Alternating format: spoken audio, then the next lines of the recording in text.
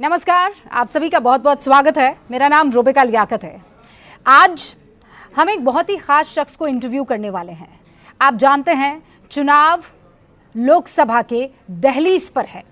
19 अप्रैल को पहला चरण है मतदान का, और ऐसे में मुख्य चुनाव आयोग की तरफ से तैयारियां क्या हैं, राजनीतिक पार्टियों की तैयारियां क्या हैं, और इस दोनों के बीच में जो आरोप प्रत्यारोप का दौर चलता रहता है, चाहे वो इलेक्टोरल बॉन्ड को लेकर हो, चाहे वो ईवीएम को लेकर हो, चाहे वो पारदर्शिता को लेकर हो, चाहे वो लेवल प्लेइंग ग्राउंड को लेकर हो, इन सारे सवालों के जवाब आपको एक वोटर के तौर पर जानने चाहिए। और इसीलिए आज न्यूज़ 18 इंडिया के स्टूडियो में हमने इनवाइट किया है सुनील अरोड़ा साहब को, जो कि मुख्य चुनाव आयुक्त रहे 2019 के जो चुनाव हुए थे। बहुत बहुत स्वागत है सुनील जी आपके।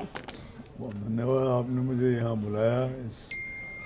मैं पहली बार इस बिल्डिंग को देखा है, बड़ी भव्य कैंपस है आपका, और आपने खैर मकदम किया, उसके लिए बहुत धन्यवाद। आप यहाँ तक आए, इसके लिए भी बहुत बहुत हम आपके शुक्रगुजार हैं। और इसलिए आपका यहाँ पर आना बहुत ज़रूरी था, क्योंकि जो मतदाता है, जो फर्स्ट टाइम वोटर्स हैं, और इस बीच जो चुनावी अटकलों का दौर रहा है, ऐसे में एक पूर्व मुख्य चुनाव आयुक्त की जुबान से कुछ सत्य अगर निकलेंगे तो वो बहुत लोगों के मंशाओं को दूर करेंगे। और इसीलिए मैं सवाल जवाब का सिलसिला शुरू करना चाहती हूँ आपकी इजाज़त से। पहला सवाल यही है, जिस ईवीएम का इस्तेमाल वोटर करने वाले हैं, उस ईवीएम को लेकर हर विपक्षी पार्टी की तरफ से बार बार ये सवाल उठाया गया है कि क्या उस पर भरोसा किया जा सकता है। ईवीएम मशीन, वो कहते हैं कि ये जीत का सौदा है, राजा की जान ईवीएम में है। राहुल गांधी कहते हैं ये कब से ईवीएम शुरू हुआ?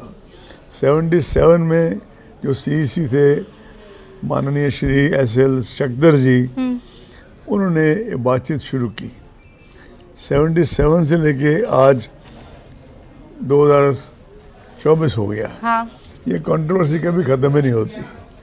मिसाल के तौर पे, जो स्टेट में या जहाँ भी कोई जीत जाता है, वो कोई ईवीएम के ऊपर प्रश्न नहीं उठाता। जो भी पार्टी हार जाती है, अधिकतर वो सबसे पहले ईवीएम के ऊपर प्रश्न उठाती है। न्यायपालिका में जितने भी मामले हाई कोर्ट के या माननीय उच्चतम न्यायालय में गए, किसी में भी कोई कामयाबी जाने वालों को नहीं मिली। आप चाहें तो उसके मैं एग्जैक्ट नंबर्स भी आपको भिजवा सकता हूँ कि कितने मामले कहाँ गए। इसलिए कि बात गलत है, क्योंकि जो टेक्निकल कमेटी बनी, जो आज की डेट में भी फाइनली डिसाइड करती है ईवीएम का डे टू डे एक तरह से एडमिनिस्ट्रेशन, उसमें एक से एक बड़े फर्स्ट टेक्निकल कमेटी 1990 में बनी थी, और उससे अब तक जो वर्तमान में जो टीवी टेक्निकल कमेटी के हेड हैं, डॉक्टर शाहानी, IIT दिल्ली के एमेरिटस प्रोफेसर हैं। वो बड़े लायक लोग हैं। कई बार उन लोगों को बुरा लगता है, और वो देखिए उन्होंने सिक्योर फीचर्स क्या क्या हैं। नो रेडियो फ्रीक्वेंसी ट्रांसमिशन और reception possible, no wireless communication possible, ऐसे कुछ 5-6 फीचर्स हैं। मैं अगर सभी पढ़ूंगा तो शायद आपका वक्त आपके पास इतना नहीं होगा। तो सर जितना कॉन्फिडेंट, मतलब इसको वाईफाई से आप कनेक्ट नहीं कर सकते, आप कह रहे हैं? हाँ? मैं नहीं कह रहा, टेक्निकल कमेटी कह रही है। टेक्निकल कमेटी, ये सारा डिटेल्स में लिखा हुआ है।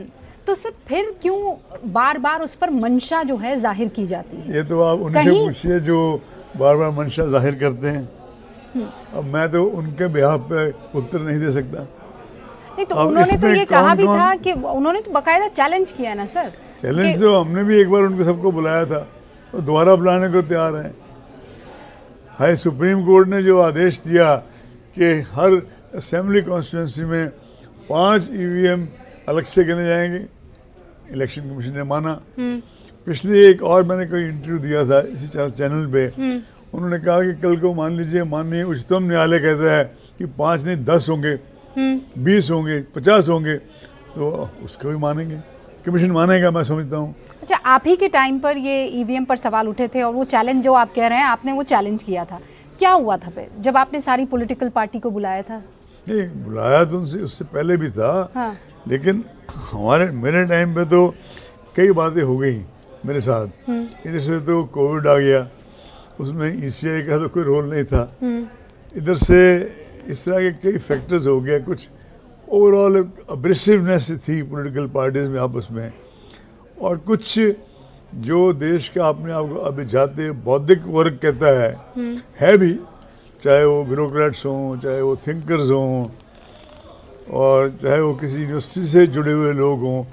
बहुत से लोगों ने अपने आप ही फैसला कर लिया कि जो करंट रूलिंग पार्टी थी उस टाइम वो शायद इलेक्शन में पीछे है, तो इसलिए चैलेंजेस भी ज़्यादा हुए। हमारे पास खत आते थे, और एक आध बार तो शाहनी साहब और जो बाकी 2 मेंबर हैं, रजत मोना साहब और प्रोफेसर DK शर्मा साहब, सब प्रोफेसर्स ऑफ IIT हैं, कुछ इलेक्शन कमीशन से चार्ज नहीं करते। अच्छा, अरोड़ा जी, एक महत्वपूर्ण सवाल ये भी कहा जाता है कि जितने भी डेवलप नेशंस हैं और जितने भी डेमोक्रेटिक कंट्रीज हैं वो बैलेट पेपर पर शिफ्ट हो रही है। क्या हिंदुस्तान में चुनाव दोबारा बैलेट पेपर पर किए जा सकते हैं, जैसा कि रह कर डिमांड आती है विपक्ष की तरफ से? क्या तो देखिए, सब कुछ जा सकता है। हाँ। लेकिन मैं आज की डेट में, मैं तो CC हूँ नहीं, जो वर्तमान CC है वही बताएंगे, लेकिन the time of ballot paper in that sense is over. मैंने एज द देन CC भी कई चैनल्स पे कहा था, ऑफ रिकॉर्ड भी कहा, ऑन रिकॉर्ड भी कहा कि EVM cannot be tempered with. I am reusing the word cannot be tempered with. बाकी मशीन है, खराब तो कोई मशीन हो सकती है, आपका एक कंप्यूटर लैपटॉप हो सकता है, मोबाइल फ़ोन हमारे हो सकते हैं, नई गाड़ी हो सकती है, वो बात एक सेपरेट इशू है। किसी मशीन का मेल फंक्शन करना और किसी चीज़ को टेम्पर, देखिए रूबिका जी, द वर्ड टेम्पर जो है उसकी क्रिमिनल कॉनोटेशंस हैं कि टेम्पर बड़ी बात कह रहे हैं आप। हाँ, मैं नहीं बड़ी बात कर रहा है, कानून कहता है। तो टेम्परिंग वाली जो बात करते हैं वो फैक्चुअली गलत है, और वरना न्यायपालिका में इतने माननीय उच्च न्यायालय, उच्चतम न्यायालय तक गए, तो फिर उन्होंने क्यों नहीं वर्ड टेम्परिंग को एक्सेप्ट किया? लेकिन अगर आप कह रहे हैं कि ये तो क्रिमिनल है मामला, टेम्परिंग हाँ अगर हो जाती है, तो अगर इस तरीके के आरोप लगते हैं और वो भी किसी और की तरफ से नहीं, पॉलिटिकल पार्टीज की तरफ से, सभी पॉलिटिकल पार्टीज नहीं, जो जीत जाते हैं उनकी तरफ से नहीं, जो हार जाते हैं ज्यादातर उनकी तरफ से लगते हैं। आप चेक कर लीजिए, रिकॉर्ड चेक कर लीजिए, तो हारे तो EVM, जीते तो इलेक्शन फेल हुआ। अब मैं अपने अगले सवाल पर आ रही हूँ। इलेक्टोरल बॉन्ड को लेकर सुप्रीम कोर्ट ने सख्त टिप्पणी की, कहा इसकी कानूनी वैधता हो ही नहीं सकती है।